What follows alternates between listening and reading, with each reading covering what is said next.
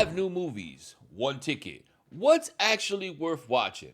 We've got race cars, AI killers, artsy zombies, and yes, the dinosaurs have returned. Let's talk about what's in theaters right now and what's actually worth your time.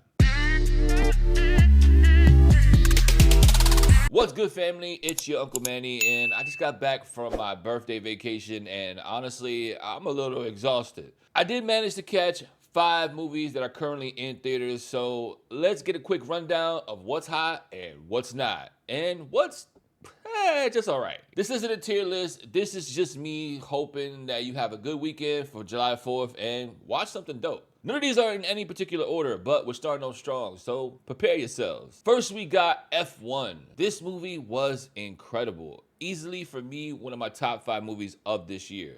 F1 is high speed, high stakes, and hits all the right notes. I expected a car movie. What I got was a top tier action film with actual story and emotional weight. Joseph Kosinski is amazing at what he does. He was the director of Top Gun Maverick, and man, did he do an incredible job with that. And honestly, F1, man, please give him more stuff to do. Any action film that revolves around a vehicle, give it to this man. This man knows exactly how to shoot it. He knows exactly what he's doing. This was an incredible film. For me, I'm giving F1 an A+. Watch it if you want raw intensity and edge of your seat pacing. Go see it in theaters. Trust me, you won't be disappointed. If you can, get IMAX or D-Box to enhance the viewing experience. Next, we have the sequel to Megan 2.0. I didn't go in this with a lot. This one actually surprised me, okay? Megan 2.0 is chaotic, funny, and surprisingly sharp. It's like Chucky and Terminator had a baby and gave it a TikTok account. It knows it's ridiculous, okay? And that's the charm. It got great kills, great sass, light on logic, but who gives a damn? This movie is hilarious. It makes fun of itself, you know? It does all the things that you want a campy horror film to do. It's not to be taken serious, but it's a good time. There's a lot more action in this film than it was in the first one, which honestly I really liked. It does really do give that Terminator 2-esque vibes. It also pays homage to like the older AI films that came out before it. Honestly, my son and I watched it and he really enjoyed it, so hey, I'm all for it, you know? For me, I'm giving Megan 2.0 the rating of a B. Watch it if you're into campy AI horror with personality. Next, we got one of my biggest disappointments of the year, 28 Years Later. 28 Years Later is the film equivalent of a moody art student who forgot to finish their essay. The editing is a mess, the tone jumps, and the plot can't sit still. There's great atmosphere and gore, but the story can't commit.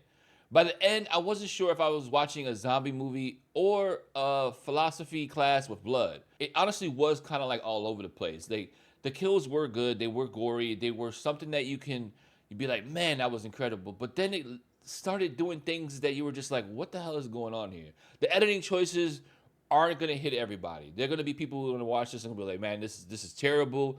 I don't know what they're doing here. What's going on? You know, there's 3 different stories throughout the film, and none of them really hit home. There is one big overlying story that I can understand and I can appreciate, but I feel like they don't really go into it. And then the ending, man, it morphed into something that, honestly, no pun intended, felt like I was coming home from school in the 90s watching my favorite teen show. It was morphin' time, if you get my drift. But other than that, you know, honestly, I can't really say too much about it. That it was just a disappointment. If you like the originals, you might like this, but you also might be like, man, what the fuck am I watching? You know what I mean? So for me, I'm giving a rating of a C+ to 28 Years Later. Watch it if you love the original and want to see where the infection saga goes, even if it's off the rails. Then we have our family movie of the selection here. We have Elio. Now this one, Elio, it was delayed, you know, and honestly, there was a lot of iterations that they changed for this, and me and my son were really, really looking forward to watching it. So we took the whole family, and honestly, I would say it was a good time. It was cool to see that Hispanic representation on screen. And as a young boy, we don't really see a lot of young boy movies. It's a feel-good, family-friendly animated film about self-acceptance, connection, and being yourself, even if you're awkward or weird. The visuals pop, and while it doesn't break any new ground, it delivers where it counts, the feels. And honestly, I think, this one is a pretty cool watch. I think if you have kids that are feeling the same way, this might be something that they can connect with. And, you could also connect with them. So for that, I'm giving Elio a rating of a B. Watch it if you want something wholesome and still has a message. Honestly, I thought it was out of this world. Finally, the newest of the 5 movies that I've watched, Jurassic World Rebirth. Listen, if you're a Jurassic Park fan, you know where I'm going with this, okay? How many more iterations are we doing this? You know what I mean? Jurassic World Rebirth is the definition to me of just okay.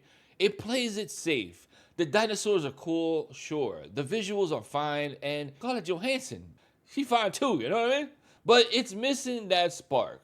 The story doesn't take any risk, and by the halfway point, you already seen everything that's gonna happen. You already know what's gonna go down. It's not bad, but it's also not great. And for the franchise that started with awe and terror, that's kind of a letdown. Like, it does go back to the original roots of the first one, and you do see a lot of that change in the formula from the past Jurassic Worlds, which honestly weren't that bad at all, But this one has I think it's its own thing, and that's good, But it also isn't something that I'm just like, man, I gotta see that again. You know what I mean? It's like I said, it's just okay. For me, I'm giving Jurassic World a C+. Watch it if you're a franchise loyalist or you just need your dinosaur fix. But please lower those expectations. I don't want you to be disappointed by this. So that rounds it up. Those are the 5 movies that are currently playing in theaters, with only a couple of them actually hitting. Now let me know, what are you watching this week? Drop your picks in the comments and let me know if you want full reviews of any of these, and I'll make a video for you. Honestly, I read the comments, I respond in the comments. I'm very active with my community. So if you want to be a part of that, smash that like button, hit the subscribe, and I'll catch you on the next video. But remember, life's too short to watch bad movies, so let me help you with that. Thanks for watching to the end of the video. YouTube thinks you're gonna like this one, so click on it and don't prove them wrong. And while you're at it, hit that subscribe button. I'm on a mission here.